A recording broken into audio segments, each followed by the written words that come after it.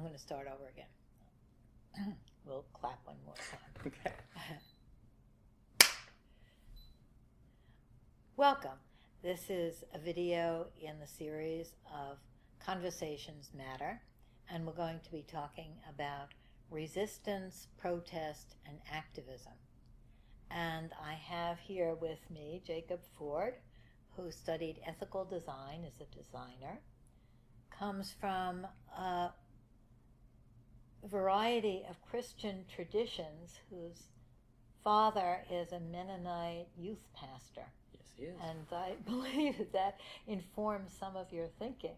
Yeah. We're also thinking that this dialogue, we don't know what we're going to say, but I think that this dialogue will also be a discussion of millennial boomer perspectives and possibly even male-female perspectives on this subject. So maybe we could start with you about what is resistance, protest, and activism, and anything that you have thought about it. I remember when you and I first met being absolutely amazed how good your generation was, or at least your friend group at resistance, because of course the stereotype is older people fight for the status quo, and the younger generation is the one always pushing for resistance. But the more I talk to you and the people you introduced me to, not us boomers. Yeah, the more I realize that you pretty much invented all the resistance and protest techniques that my generation now just buys into, and I don't think even really understands the reason that we do a lot of the actions that we do. But I can also tell you my personal role in protest. I moved to New York City to go to NYU, and I just loved that there was always something that was being protested somewhere, some march you could join into, and I loved the activity of that, but I didn't feel fully comfortable joining in. I'm still a little iffy about jumping whole head, whole heart into protest, because I feel like you can believe in a movement, but I'm uncomfortable. I feel like it can shut down conversation, and I feel like my strength in these movements is to be the one who can still engage with the other side without telling them that they're wrong or casting them off. So I found a role that works well for me is as a photographer or a documentarian, which doesn't make me feel guilty joining a march. If anything, I'm giving it more publicity, and marchers and protesters generally welcome press and photographers. So I can join in, I can get right in the middle of it, and I can be part of and capture the action. But it kind of allows me this psychological boundary where I'm supporting them and I'm just trying to accurately photograph and write down and even just memorize for my own sake what's happening, but I don't necessarily have to buy into it wholesale myself. And I'm still figuring out what that means, and I'm still figuring out why I'm so uncomfortable with resistance myself. I have absolutely no issue with people marching and protesting and even just giving up with whatever they're fighting against. And I completely understand how many people don't feel like they're able to have conversations anymore with someone who represents what they're fighting against. But I still feel able to, and I still feel like that then should become my role if I'm able to do that. I should say that Jacob and I are co-leaders of a group called Generate, which is an intergenerational discussion group of everything. That was Jacob's name, the intergenerational dialogue about everything. We tried to pen it into topics and generations, but everything just exploded. Yes, so we talk about everything. Yep. And I was very struck by your saying in one of our meetings early on that people who are angry, people who are protesting through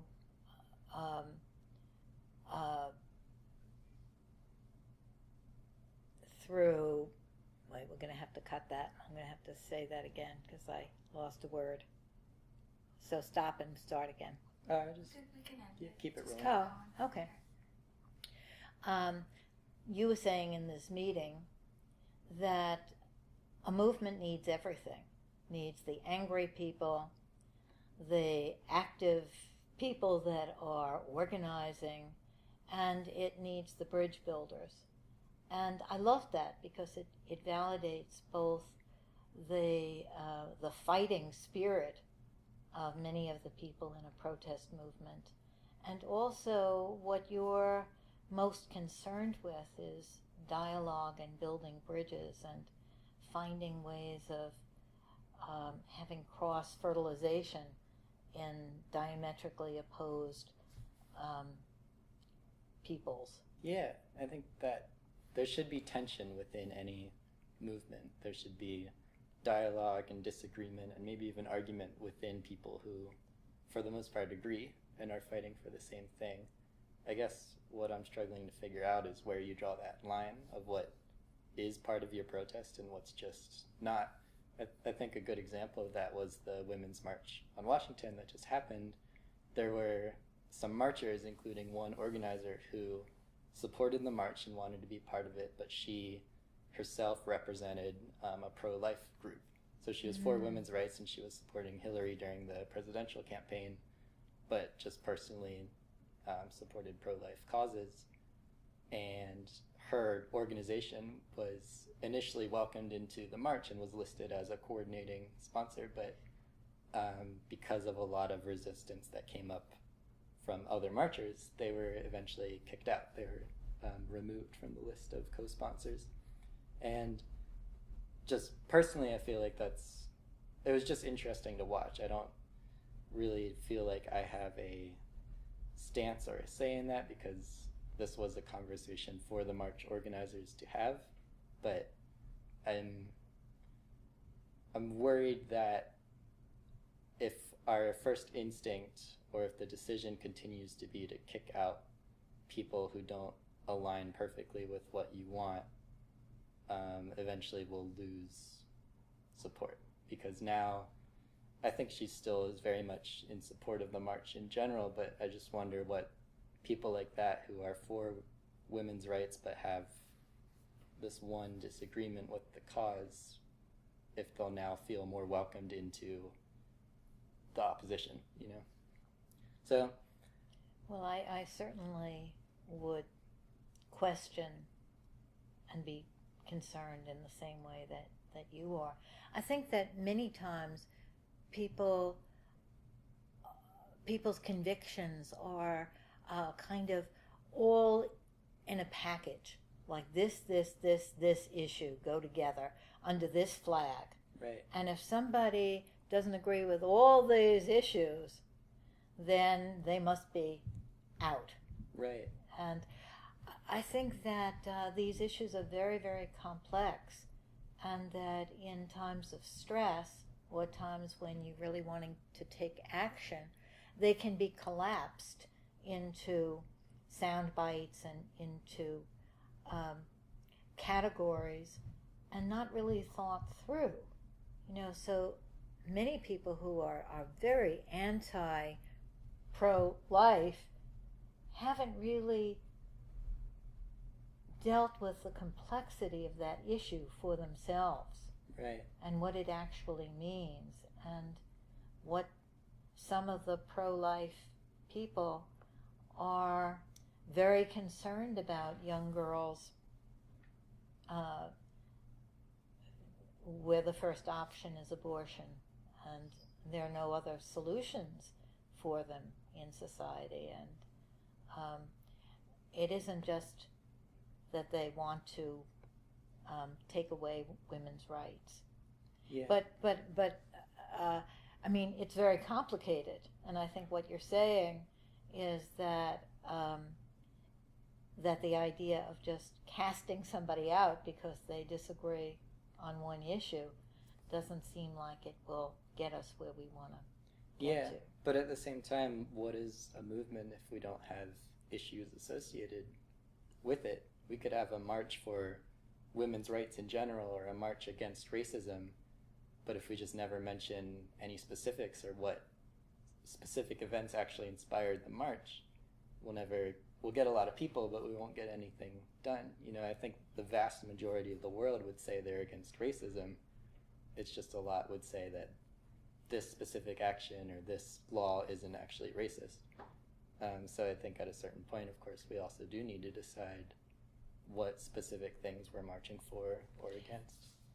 Yes. Well, I was concerned about that, but being in the march here in New York, I was amazed at the spirit and the exhilaration and the sense of unity, and that it seemed like the only way that something like that could happen would be around people marching for what they wanted. And there were all different kinds of things. I loved one of the signs that said, "Women aren't one-issue people," or something like that. Yeah. There are many, many issues, and it seemed that it had to be that way, and that all of these issues were coming together around some kind of feeling of, we want to move forward, we don't want to move back, and whatever that meant, right, to these people.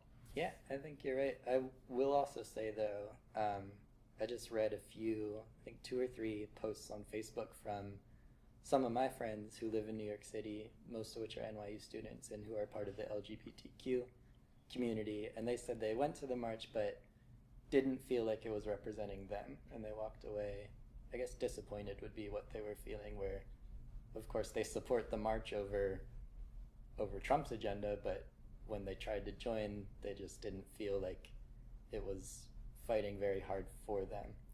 And I still don't have an answer. I still support the march, but I don't know who to talk to about that, or who should be pressured, or if it's something that should be said to these people. If they want this march to include them, they should get involved themselves and organize their own marches or get involved in the leadership, or maybe they have tried and were blocked. So I don't know if that's an appropriate response. One of the signs that I loved, it wasn't actually a sign, I think it was a person standing up on a pedestal, this tall, slim guy, and the sign said, "Never estimate a faggot with a tambourine." And he was playing his tambourine, and I thought it was fabulous. And there were wonderful pro-gay signs and families and issues there. Yeah, maybe that's the answer. Is if a march or a movement is being weak or slow at recognizing you, it's your role to get in and make a sign and get a tambourine. Yes, absolutely. But I think it also matters who's in charge of these things, and I think it would be dangerous to only look at the color of someone's skin or say, there are too many white people in charge, so we need just more representation of other races, without actually making sure that the people who become in charge are good at what they want to do. But I do think there's value in making sure that the people who the march is meant to represent are also represented in the leadership in the organization. I agree with you. Just to backtrack a little bit and defend my generation here. Yeah. When I was growing up in college, coming of age, there was a tremendous exhilaration about changing the world and protesting. And one of the things that I learned there was that protest can be fun. It can be angry and fun. It is something that can bring people together and has tremendous power. Mm-hmm. One of the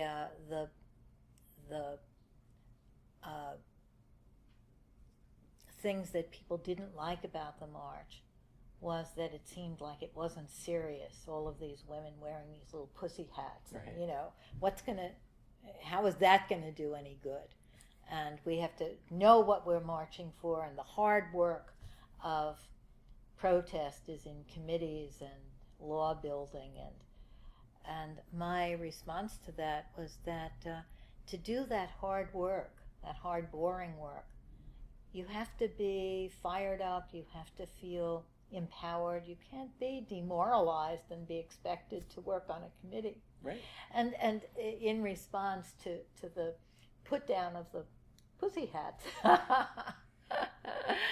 I was remembering that the gay liberation movement, the entire movement, was started with a bunch of queens protesting the raid of their bar, and just dancing around these cops rather than just going off to jail. Right. Dancing around the cops and setting fires in a trash can. Yeah. And this was the beginning. These queens were the beginning of this whole huge entire movement. Yeah. So maybe these pussy hats, are going to have far-lasting results. Oh, I think they will. I think no matter what happens next, we'll look back at that march as the impetus of it. I think that's just the way marches work, is whether or not they actually cause something or whether or not they actually inspire people, they are the moments that historians look back on because they're one big unified action. Absolutely, and they spur all kinds of other actions. Mm-hmm. So it's almost like marches are pre-written history for the future. It's kind of, even if, I don't think marches aim to accomplish anything specific. I don't think the marches thought that Trump would resign on the spot or anything, and it's certainly not a failure because that didn't happen, and it was never supposed to. Instead, it was saying, this is the moment that we're going to start something, and you will look back at this as the moment that we started it. Mm-hmm. So it's making historians' jobs easier. Yes. The role of marches. David Brooks, in his editorial, said that basically what these marches were was therapy for the people who were marching. Mm. And that was a real put down. And I, as a therapist, I thought, if you could give millions of people therapy in a time of their darkest hour, in one day, what's bad about that? Right. We need therapy in order to be powerful, in order to have spirit, in order to know how to navigate such a difficult kind of challenge that we're facing. I agree. I think he certainly meant that as a put down, but I think it was a compliment. I don't think he understands the power of therapy. I don't think so. Yeah, I think it was therapy for everyone who marched, myself included. Yes. But that's what we needed. And we needed therapy, and we continue to need therapy. Yeah. Some friends of mine spent the weekend just relaxing, watching protest marches on TV, and I thought, this is going to be the new entertainment, watching protest marches. Yeah, whenever you need hope. So I have a story to tell you and to see your take on it. Okay. A story and an idea. A friend of mine, a young friend of mine, didn't go to the march because she was supporting her husband who had to go to a medical procedure. Okay. And she had to attend to her children.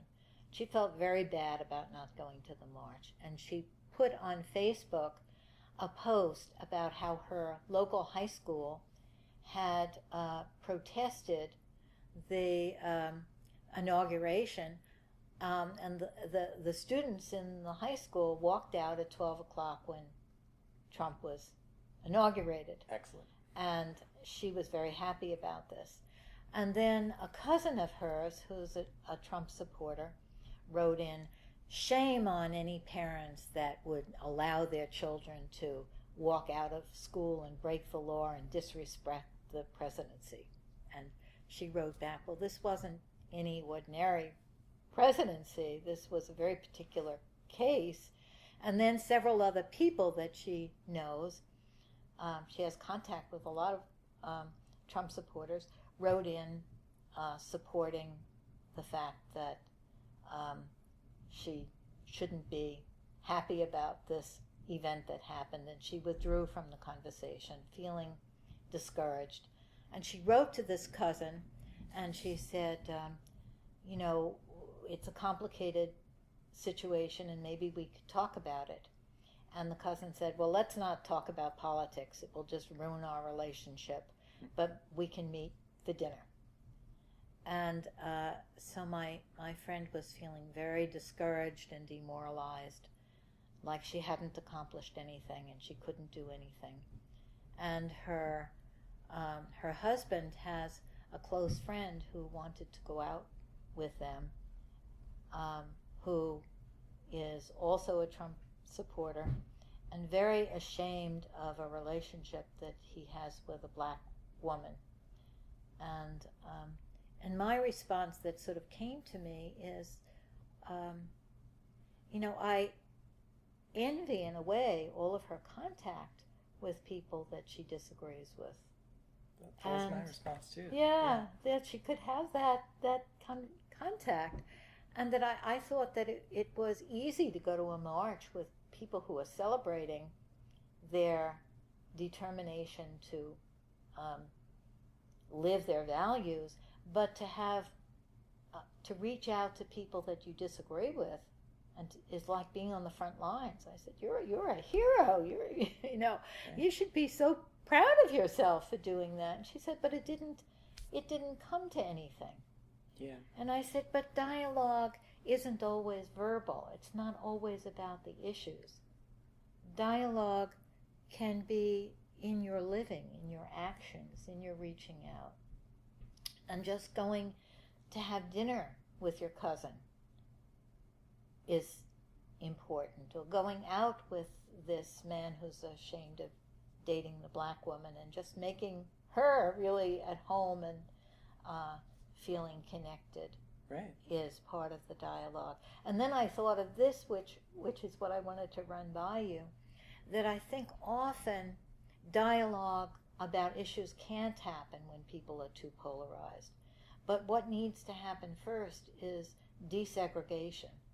And that one of the terrible problems in this country and in the world is the segregation of the right and the left, the segregation of black and white, straight and gay. But right now, the segregation of the right and left, so that we're not hearing the same stories or living in the same universe. And desegregation has to happen before you can have dialogue. Right. And just desegregating the situation, I thought was a wonderful thing. So then she said, well, I think you're right, but to tell you the truth, there's a part of me that's outraged at these people for voting for somebody that would take away my rights. It feels personal to me, like they're destroying my life by doing that. Mm-hmm. And then there's a part of me that really wants dialogue, wants to reach out, wants to get to the humanity that connects us. And I was saying, you're holding these two parts together. And that's the desegregation. That for many of us, either we're in this one part that wants dialogue, or we're in this other part that's outraged, and they don't come together.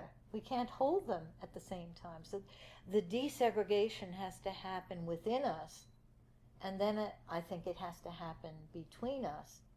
And only then could there be any hope of dialogue. So I believe that desegregation can lead to some kind of dialogue eventually. It may take a long time. Yeah. And that may lead to some kind of more integrated family connectedness. I think you're right. And I think the more I learn about desegregation and the thinking behind it, the more I appreciate how it embraces tension and conflict. Desegregation is not a pretty everyone get along solution. It is literally saying, let's take these two races or these two ideologies that have always been in conflict and just throw them together and force them to live with each other. And that is chaotic and messy, and of course it almost starts to make sense why white flight followed after that, and especially when we're talking about elementary school kids. Like, we're trusting these kids to figure out these 100-year-old problems for themselves just by being in a school together. And the more I understand about that, the more I respect how crazy of an idea it is. So crazy it might work.